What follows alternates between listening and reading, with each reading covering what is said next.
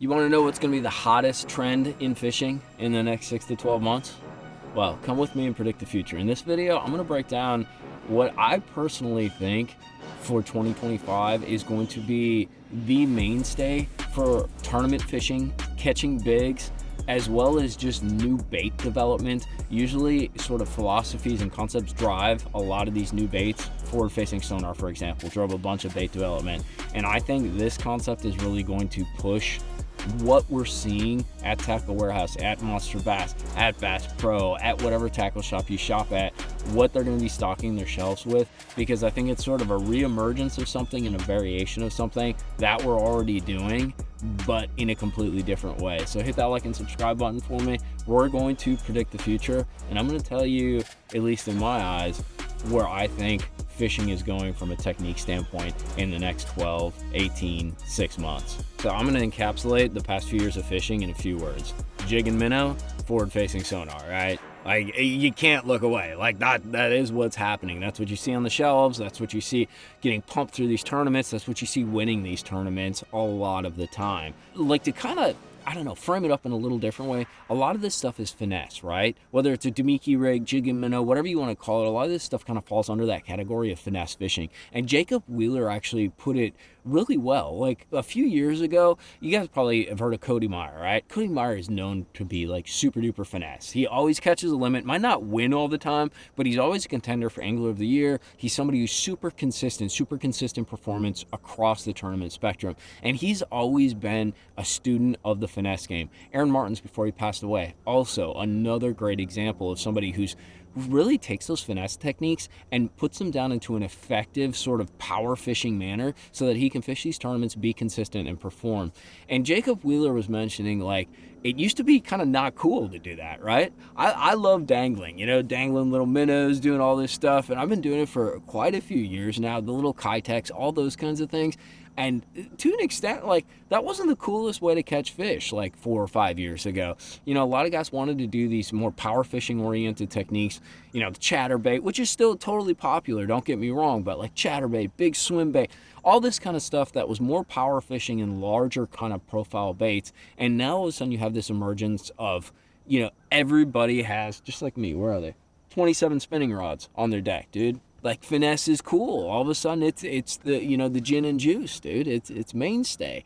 And there's a reason for it. It gets a lot of bites, dude. It gets a lot of bites, and with all the pressure on some of these bodies of water that we see, it still catches fish. And ironically, it catches some big fish, a lot more big fish than people thought. With everyone focusing on finesse, it's kind of getting beat up, right? There's a lot of these sort of finesse techniques that are now sort of mainstream and really kind of used in a lot of situations and don't get the reaction and the response from the fish that they once did. We are transitioning into a category that I'm going to call heavy finesse. And it's just like it sounds. And you probably saw some of it this year. If you guys watch the channel, you saw me doing some of it. And it's sort of grabbing some of those power techniques, those bigger bait techniques that were so popular 5-10 years ago, and drawing them in and kind of reimagining them. And I think there's going to be a focus in a couple categories. So first of all, let's kind of define it. When we're talking about heavy finesse, you guys saw me do it. The Sakamata is probably the best illustration, like the 7-inch, the 8-inch. So you're using this gigantic bait, it's a giant fluke, dude, big old dong looking thing, but you're using it on a lighter weight. You're using it on a 3/16, maybe an 1/8 ounce ball head. Maybe you're putting a hover rig on it or rigging it kind of hover stroll style. So you're using this big bait, but you're using it in the context of a finesse style presentation. Another great example, and I think this is one that you're going to see more of, and you saw me do it actually, and I think in a recent video, it's magnet fishing. So you're taking like this finesse, usually kind of only a spring style or spring window type bait. I used it a lot during the summer as well, but I know most guys really implemented it during like the spring, during that spawning season. But it was a small little tiny, stick bait with a jig head, super light, 1/8 ounce, 1/16 ounce, even like lighter than that at some points. But what I tried to do, and this was, God, this had to be like 2017, 2018. And full disclosure, I took a lot of this from JT. JT kind of figured it out, and then I implemented it on some offshore stuff, is we took that Ned finesse style head and concept, and we made it bigger.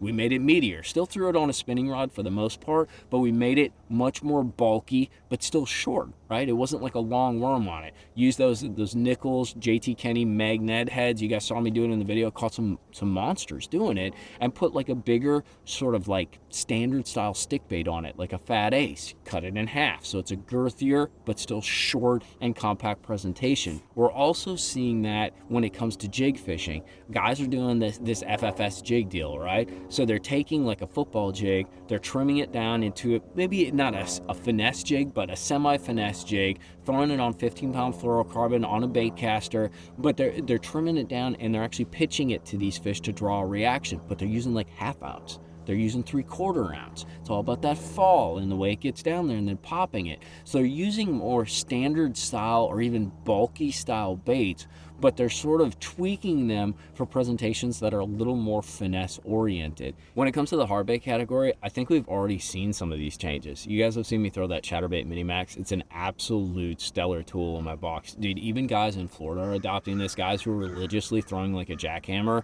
are going to that ChatterBait Mini Max. They're throwing it on practically the same tackle, maybe a slightly lighter rod, but still 15, 17-pound fluorocarbon. It's just a downsized presentation, still half ounce, 3/8 ounce. So there's all these trailers developing for it, like, you know, like the Gambler Komodo Jr.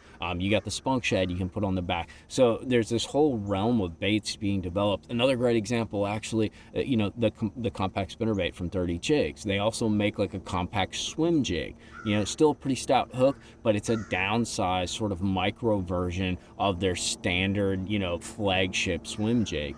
And I think these are all indications of the direction we're going, where you're going to see a lot of these baits get reimagined, smaller and more compact, maybe with slightly lighter components, but at the same time, it's sort of like power fishing light. You know, like there's going to be some bigger baits that you're going to present in a finesse manner. There's going to be some bigger baits that are going to be downsized to sort of finesse them out and make that their style. Another great example too, the Stunna just came out with a 100mm version.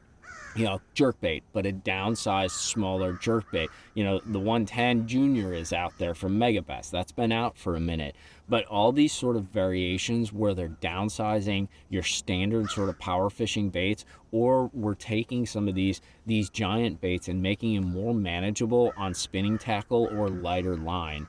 And I think that's really going to be the theme of 2025 when it comes to techniques, is how do we trigger these fish with something either gigantic, presented in a finesse way, or we take something that we've been throwing since day one, you know, one of those standard kind of like big bait power fishing techniques, and how do we finesse-size it? That's my take though.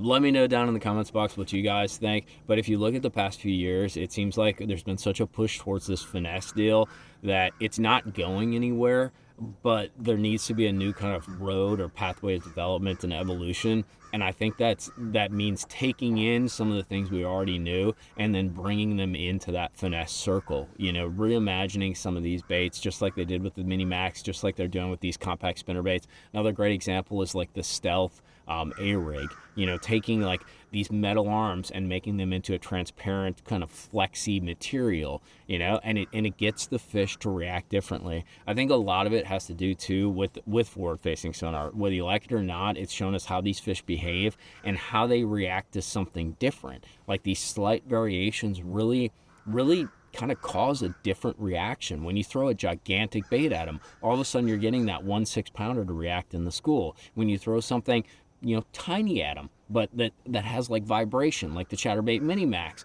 they're moving and they're closing the deal on it versus a standard jackhammer. So we're seeing these things kind of happen in real time in front of us.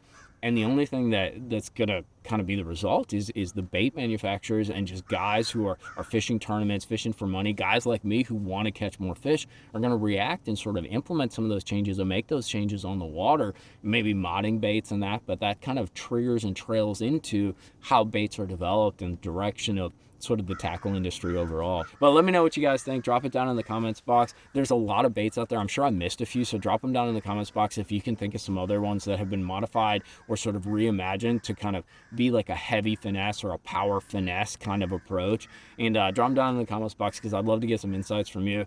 That's my opinion though. Tell me if I'm right or wrong. Let me know. We'll see you back out on the water talking fishing, hanging out with Boxster now that it's finally cooled off. Later, boys.